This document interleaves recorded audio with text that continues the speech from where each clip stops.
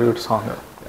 And ಈಗ ವಿದ್ಯಾರ್ಥಿನಿ ಬರೋದಾದ್ರೆ ಸೊ ನಾನು ಕೆಲವೊಂದು ಫನ್ನಿ ಕ್ವಶನ್ಸ್ ಕೇಳ್ತೀನಿ ನಿಮ್ಮ ಕಾಲೇಜ್ ಲೈಫಲ್ಲಿ ಸ್ವಲ್ಪ ಆ ಕಡೆ ಹೋಗೋಣ ಅಂತ.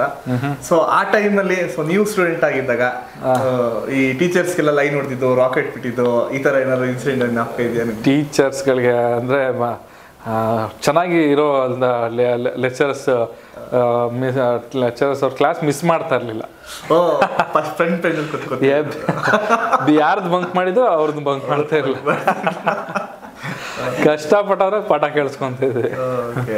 ಸೊ ಆಮೇಲೆ ಈ ಹುಡುಗಿರಿಗೆ ಫಸ್ಟ್ ಕ್ರಶ್ ಹುಡುಗರಿಗೆಲ್ಲ ಇರುತ್ತೆ, ಆ ಟೈಮಲ್ಲಿ ಕ್ರಶ್ ಬಗ್ಗೆ ಒಂದ ಎರಡ ಸರ್ ಎಷ್ಟು ಅಂತ ಹೇಳೋದು. ಸೊ ಅಂದ್ರೆ ತುಂಬಾ ಇದೆ ಆ ಟೈಮ್. ತುಂಬಾ ಇದೆ.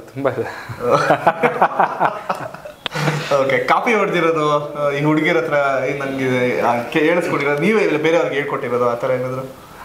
ಕಾಪಿ ಹೊಡೆದಿರೋದಿಲ್ಲ, ಬಟ್ ಒಂದು ಹುಡುಗಿ ಹತ್ರ ಇದು ಅಸೈನ್ಮೆಂಟ್ ಎಲ್ಲ ಬರ್ಸ್ಕೊಂಡಿದ್ದೆ ಒಂದ್ಸಲ. ಅಂದ್ರೆ ಪಾಪ ನಿಜವಾಗ್ಲು ನಾವು ಒಬ್ರದ್ದು ಬರೆಯೋದೇ ಕಷ್ಟ, ಇಬ್ಬಿಬ್ರದ್ದು ಮೂರು ಜನ ಬರ್ಕೊಡ್ತಿದ್ರು ಅವರೆಲ್ಲ. ಅದೇನೋ ಅದೇ ಮೇ ಬಿ ಅವ್ರಿಗೆ ಓದ್ದಂಗೆ ಆಗುತ್ತೆ ಅನ್ನೋ ಫೀಲ್ ಏನೋ ಅವ್ರಿಗೆ ಬರ್ದು ಪ್ರಾಕ್ಟೀಸ್ ಮಾಡಿದ್ರೆ ನೆನಪಲ್ಲಿ ಉಳಿಯುತ್ತೆ ಅನ್ನೋ ಥರ. ಇಲ್ಲ ನಿಮ್ದೇನು ಲೈನ್ ಏನೋ ಹೊಡಿತಾ ಇದ್ರೆ ಇರ್ಬೋದೇನೋ ಪಾಪ, ಗೊತ್ತಾಗಿಲ್ಲ ನಮಗೆ ಅದ್ರ ಬಗ್ಗೆ. ಅಂಡ್ ಫೇಲ್ ಆಗಿರೋದು ಲೈಫಲ್ಲಿ? ಆಗಿದ್ದೀನಿ. ಫೇಲ್ ಆಗಿದ್ದಕ್ಕೆ ನಾನು ಇವತ್ತು ಇಲ್ಲಿ ಬಂದು ಕೂತು. ಅದು ನಿಜ. ಆಕ್ಚುಲಿ ಫೇಲ್ ಹೌದು, ಪಾಸ್ ಆಗಿದ್ರೆ ಯಾವ್ದೋ ಕಂಪ್ನಿಲಿ ಕೆಲಸ ಮಾಡ್ಕೊಂಡಿರುತ್ತೆ.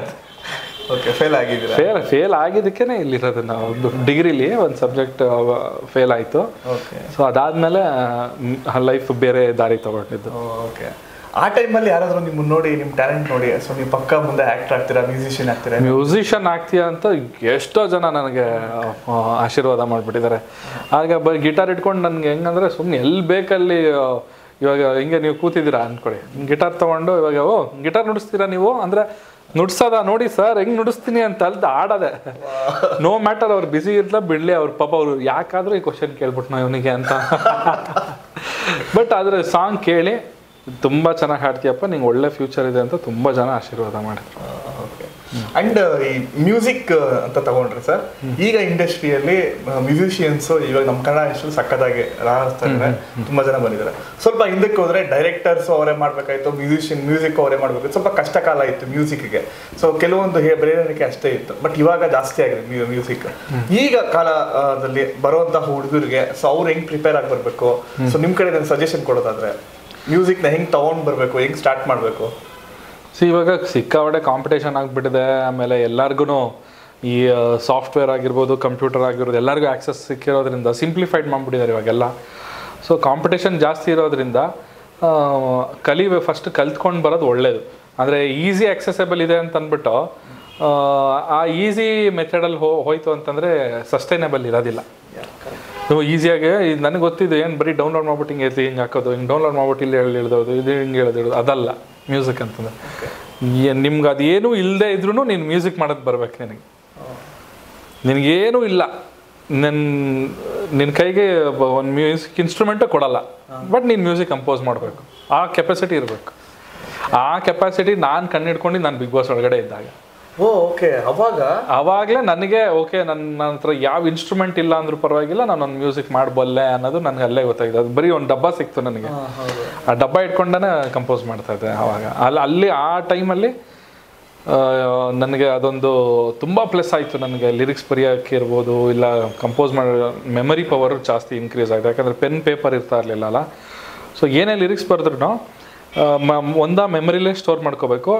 ಇಲ್ಲ ನಾನೇನು ಮಾಡ್ತಿದ್ದೆ, ಅಕ್ಕಪಕ್ಕದಲ್ಲಿ ಫ್ರೆಂಡ್ಸ್ ಇರೋರಲ್ಲ ಅವ್ರಿಗೆಲ್ಲ ಒಂದೊಂದು ಲೈನ್ ಹೇಳ್ಬಿಡೋದು, ಈ ಲೈನ್ ನೀನು ನೆನ್ಪಿಡ್ಕೊ, ನಾನು ಮರ್ತೋದ್ರೆ ನೀನು ಹೇಳಬೇಕು ಅಂತ.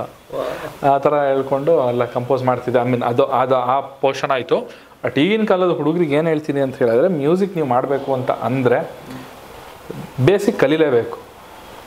ಈ ಕಲಿದಲ್ಲೇ ನೀವು ಏನೂ ಇವಾಗ ಬರವಣಿಗೆಯನ್ನು ಮಾಡೋಕ್ಕಾಗಲ್ಲ, ಭಾಷೆ ಮೇಲೆ ನಿಮ್ಗೆ ಹಿಡ್ತಾನೆ ಇರೋದಿಲ್ಲ.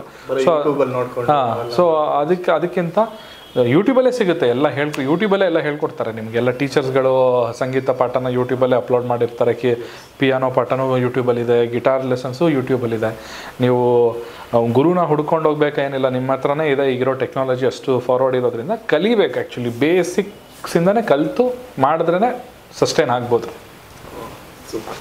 ಇನ್ನು ಕೊನೆಯದಾಗಿ ಸರ್ ಆಕ್ಚುಲಿ ವಿದ್ಯಾರ್ಥಿ ವೇತನ ರಿಲೀಸ್ ಆಗ್ತಾ ಇದೆ, ಬಟ್ ಲಾಸ್ಟ್ ವೀಕ್ ಸಿನಿಮಾಗಳು ಬಂದಿರೋದೆಲ್ಲ ಸ್ವಲ್ಪ ಸಂಕಷ್ಟದಲ್ಲಿ ಈ ಟೈಮಲ್ಲಿ ರಿಲೀಸ್ ಮಾಡ್ತಿದ್ದಾರೆ. ಬಟ್ ನಮಗೂ ಗೊತ್ತಿಲ್ಲ, ಸಿನಿಮಾ ಕಂಟೆಂಟ್ ಚೆನ್ನಾಗಿದೆ, ಹೌದು ಗೆಲ್ಲುತ್ತೆ.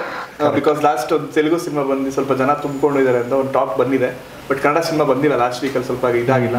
ಇದು ಈ ಟೈಮಲ್ಲಿ ಬರ್ತಿರೋದು. ಸೊ ನಿಮ್ಗೆ ಹೇಗೆ ಅನಿಸ್ತಾ ಇದೆ ಅಂತ, ಸ್ವಲ್ಪ ಇಕ್ಕಟ್ಟಿದೆಯಾ ಪರಿಸ್ಥಿತಿ ಕನ್ನಡ ಇಂಡಸ್ಟ್ರಿದು ಅಂತ? ಸ್ವಲ್ಪ ಇದೆ, ಇಲ್ಲ ಅಂತ ಹೇಳೋಕ್ಕಾಗೋದಿಲ್ಲ. ಯಾಕಂತ ಹೇಳಿದ್ರೆ ಈಗ ಪ್ರಿಫರೆನ್ಸ್ಗಳು ಚೇಂಜ್ ಆಗಿಬಿಟ್ಟಿದೆ. ಜನ ಇವಾಗ ಅಡಿಕ್ಟ್ ಆಗಿಬಿಟ್ಟಿದ್ದಾರೆ ಫೋನ್ ಒಳಗಡೆ, ಇನ್ಸ್ಟಾಗ್ರಾಮ್ ಒಳಗಡೆ ಅಡಿಕ್ಟ್ ಆಗಿಬಿಟ್ಟಿದ್ದಾರೆ. ಸೊ ನಿಮಗೆ ಎಂಟರ್ಟೈನ್ಮೆಂಟಲ್ಲಿ 30 ಸೆಕೆಂಡಿಗೆ ಒಂದೊಂದು ಬೇರೆ ಬೇರೆ ಥರ ನಿಮಗೆ ರೀಲ್ಸ್ ಬರ್ತಾ ಇರೋದ್ರಿಂದ ಒಂದು ರೀಲ್ ಬರುತ್ತೆ, ಅದನ್ನ ನೋಡಿ ನಗ್ತೀವಿ. ಇನ್ನೊಂದು ರೀಲ್ ಬರುತ್ತೆ, ಅದನ್ನ ನೋಡ್ಬಿಟ್ಟು ಎಮೋಷನ್ ಫೀಲ್ ಆಗ್ತೀವಿ. ಇನ್ನೊಂದು ರೀಲ್ ಬರುತ್ತೆ, ಅದು ನ್ಯೂಸ್ ಏನೋ ಅಪ್ಡೇಟ್ ಇರುತ್ತೆ. ಇನ್ನೊಂದೇನೋ ಬರುತ್ತೆ, ಏನೋ ಸೈನ್ಸ್ ಬಗ್ಗೆ ಇರುತ್ತೆ. ಇನ್ನೊಂದೇನೋ ಬರುತ್ತೆ. ಸೊ ಈ ಥರ ಅಷ್ಟು ಎಂಗೇಜ್ ಆಗಿ ಇಟ್ಬಿಟ್ಟಿದ್ದಾರೆ ಈಗಿರೋ ಜನ್ರೇಷನ್ನ. ಜನಕ್ಕೆ ಮನೆಯಿಂದ ಎದ್ದೋಗಿ ಹೊರಗಡೆ ಹೋಗಿ ಎಂಟರ್ಟೈನ್ಮೆಂಟ್ ತೊಗೋಬೇಕು ಅನ್ನೋ ವಿಪರ್ಯಾಸ ಇಲ್ಲ ಇವಾಗ. ಅಂದರೆ ಆ ಪರಿಸ್ಥಿತಿ ಇಲ್ಲ ಇವಾಗ. ಅದೇ ಇವಾಗ ಒಂದು ದೊಡ್ಡ ವಿಪರ್ಯಾಸ ಆಗಿರೋದು. ಇವಾಗ ಮನೆಯಿಂದ ಹೊರಗಡೆ ಹೋಗೋಕ್ಕೆ ಟೈಮ್ ಇಲ್ಲ ಜನಕ್ಕೆ. ಇವಾಗ ಥಿಯೇಟ್ರಿಗೆ ಹೋಗಿ ಸಿನಿಮಾ ನೋಡ್ಬೇಕಂತ ಹೇಳಿದ್ರೆ ಮನೆಯಿಂದ ಎದ್ದು ಗಾಡಿಗೆ ಸ್ಟಾರ್ಟ್ ಮಾಡಿ ಪೆಟ್ರೋಲ್ ಹಾಕ್ಕೊಂಡು ಥಿಯೇಟ್ರ್ ಹತ್ರ ಹೋಗಿ ಗಾಡಿ ಪಾರ್ಕ್ ಮಾಡಿ ಅಲ್ಲೋಗಿ ಥಿಯೇಟ್ರಿಗೆ ಹೋಗಿ ಅಲ್ಲಿ ಟಿಕೆಟ್ ತೊಗೊಂಡು ಅಲ್ಲಿ ಸಿನಿಮಾ ಕೂತ್ಕೊಂಡು ಅಲ್ಲಿ ಪಾಪ್ಕಾರ್ನ್ ತೊಗೊಂಡು ತಿನ್ಕೊಂಡು ವಾಪಸ್ ಬರೋಷ್ಟು ಅಷ್ಟೆಲ್ಲ ಟೈಮ್ ಮನೆಯೊಳಗಡೆನೆ ಸ್ಪೆಂಡ್ ಮಾಡ್ತಾ ಇದ್ದಾರೆ ಜನ. ಸೊ ಇದು ಆ್ಯಕ್ಚುಲಿ ಕೇಳೋಕ್ಕೆ ಒಂಥರ ನಗು ಬರುತ್ತೆ, ಬಟ್ ಇದು ಕಟ್ಟು ಸತ್ಯ ಇದೆ. ಆ್ಯಕ್ಚುಲಿ ಅರ್ಥ ಮಾಡ್ಕೋಬೇಕಾಗಿದೆ ಅಷ್ಟೇ ನಾವು. ಆದರೆ ಸಿನಿಮಾ ಅದ್ಭುತವಾಗಿದೆ ಗುರು, ಹೋಗಿ ಫಸ್ಟು ಥಿಯೇಟ್ರಿಗೆ ಹೋಗಿ ನೋಡು ಅಂದರೆ ಮಾತ್ರ ಓಡೋಗ್ತಾರೆ ಥಿಯೇಟ್ರಿಗೆ. ಅದು ಯೋಚನೆ ಮಾಡಿ ಇನ್ನೊಂದು ಅಜ್ಜನ ಹತ್ರ ಕೇಳ್ತಾರೆ, ಮಗ ಅವನು ಚೆನ್ನಾಗಿದೆ ಅಂತ ಕಣೋ, ನಿನಗೇನು ಅನ್ನಿಸ್ತೋ? ಮಗ ನನಗೆ ಆವ್ರೇಜ್ ಅನ್ನಿಸ್ತು ಕಣೋ. ಹೌದಾ, ಬೇಡ ಬಿಡೋ, ಟಿವಿಲಿ ಬರುತ್ತಲ್ಲ ಆಮೇಲೆ ನೋಡ್ಕೊಂಡ್ರೆ ಆಯ್ತು. ಈ ಥರ ಪರಿಸ್ಥಿತಿ ಇದೆ ಸರ್. ಸತ್ಯನೇ ಮಾತಾಡಬೇಕು, ಸುಮ್ಮನೆ ಏನೋ ಹೇಳೋಕ್ಕಾಗಲ್ಲ ಅಲ್ವಾ?